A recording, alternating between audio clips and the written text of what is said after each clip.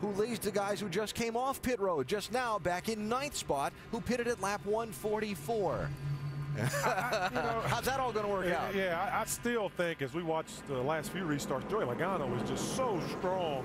He's able to pull the field. I don't know if the tires that all those guys got on all those pit stops are going to be able to catch up and give them opportunity to advance themselves right now, because Joey Logano is just gone. But here's the thing. Logano's going to have to pit again for fuel before this race is over. So he's going to give up track position if you make the assumption that Kyle Busch may be able to go the distance. And that's something worth following up on. And Kevin Harvick can go the distance from here. Logano's going to have to go back behind all those guys later on. It's what I love about racing. Unless they pit, unless he pits under caution. Yeah, well, but he's still giving up all the track position. Yeah, I agree. Going to be behind all those cars. That's what I love about racing, Marty. Who's going to win and how? All right, thank you, Alan. As we're getting ready to go back to green flag racing here, but we got just enough time. You know, we're talking about Joey Logano and why he likes the standalone weekends. A lot of times, Nationwide kind of takes the B plan compared to your Cup stuff. You know, this is you put 100% into one thing, and you know, try to make your cars as best as you can, and your mind's not running in 2 different directions all the time. You're focusing 100%, and I think that's a big deal. So you get the feeling of Joey's thoughts on the standalone weekends. Here are his last 3 nationwide starts at Daytona, California, and Bristol. Of course, California, he got turned, and Bristol, he got turned. Yeah, running up towards front. Obviously, he was leading the race at California. We see Scott Wimmer back on pit road. Yeah, we have a total of 20 cars on the lead lap. This does not hurt Wimmer because he is sort of falling back there anyway, so he's topping off. And the lucky dog went to the 61 of Josh Wise. And as I said, that now gives us 20 cars on the lead lap. Lights are out on the pace truck. Let's get a last-minute update from pit road. Vince Welch. Well, the key with Joey Logano has been the long run versus the short run. He's been great on the short run, but the car gets tighter as it goes. They also elected to stay out there and not come in for tires and fuel on that last stop, while Kevin Harvick, his top challenger, did choose to take tires and fuel. Kevin Kidd and Logano talked about it on the radio.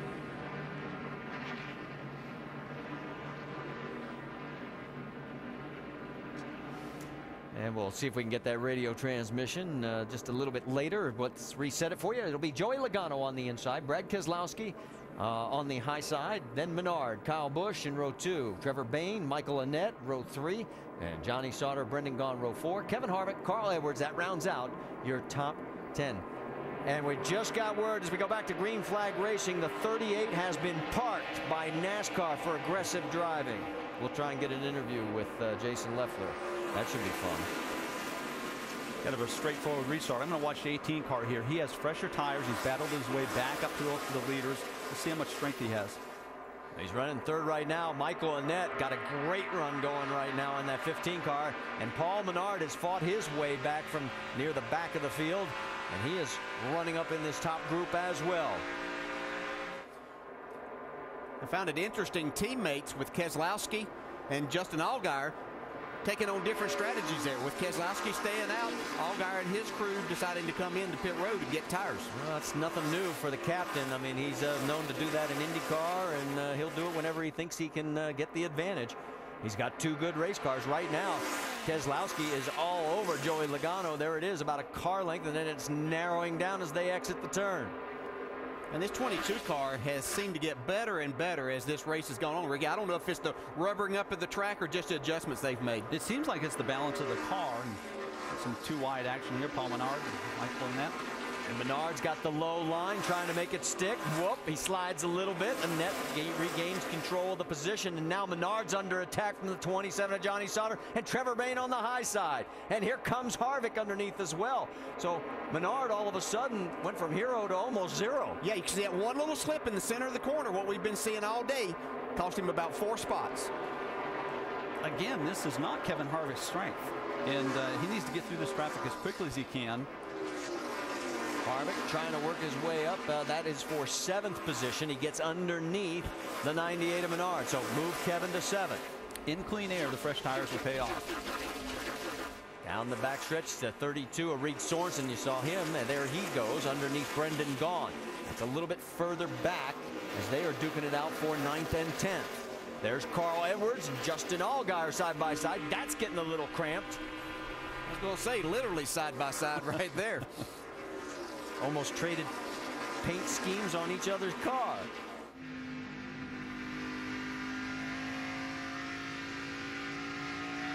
When you're the guy on the inside, you no longer measure yourself by the wall. You're measuring yourself on the car on the outside of you. The track becomes quite narrow. Justin runs up the hill, and that gives the door open wide for the 60. And here comes Kelly Byers trying to take advantage, as well as Shelby Howard. And Brian Scott back further forward. That's Trevor Payne. Did I see sparks coming out of Kevin Harvick's car there? Bottoming out there. Bottoming out? Yeah, that track's a little bit rough down there as you enter turn 1. There's a few bumps, and if you have to drive it in there straight, it will bottom out some. He is now 6th. So Harvick trying to reel in the front pack. It's been a long time since we've had that long green flag run, but if we get it, this car will find its way to the front. Well, the longest green flag run was 94 laps last June. The last 94 went green, but we'll see what happens. We're down to 68 laps to go. Next time by, let's check who's fastest at the line. We're heading down in through turns 3 and 4. Here comes Joey Logano. We'll see who is quick.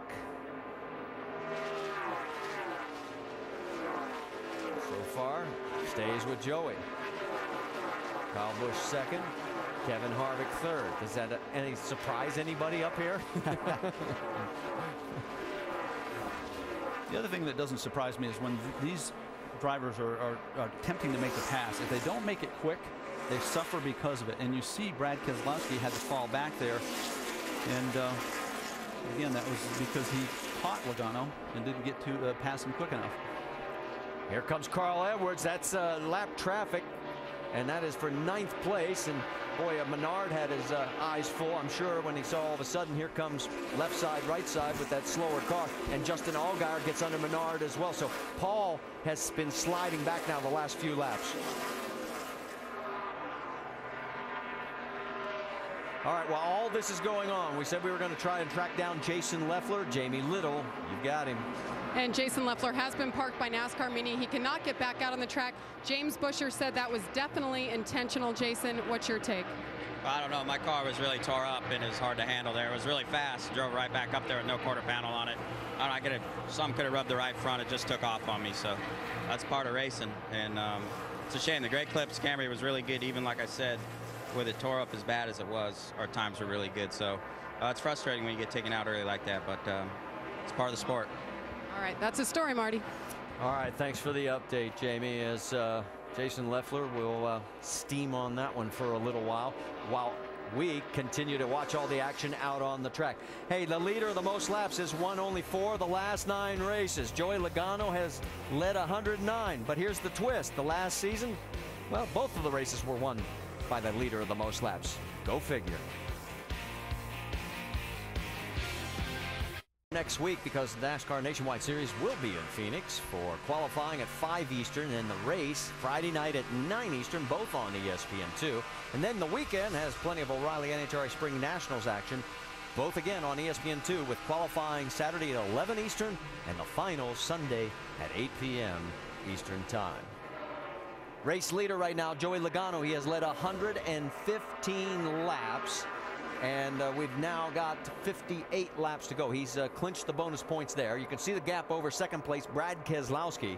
A little bit further back by 3 seconds is Kyle Busch. Now, let's start talking about one thing, and that is fuel, because it looks like we could have a situation arising here with some of these cars. Yeah, these guys, we had the green flag stops earlier. They went about 68 laps, and then these other guys have been talking about 70 laps. Might be a max. They had a little more than that to go when we went back green flag racing. I've been watching Kevin Harvick's time.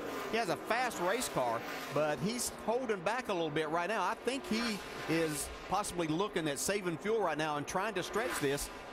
He has the tires to do it, but can he save enough fuel? We know the guys right up front are going to have to stop. Right, because Brad Keselowski pitted on lap 100. Edwards at 104. Now Kyle Busch, Michael Annett, Kevin Harvick, lap 144. So mathematically, if they can save enough fuel,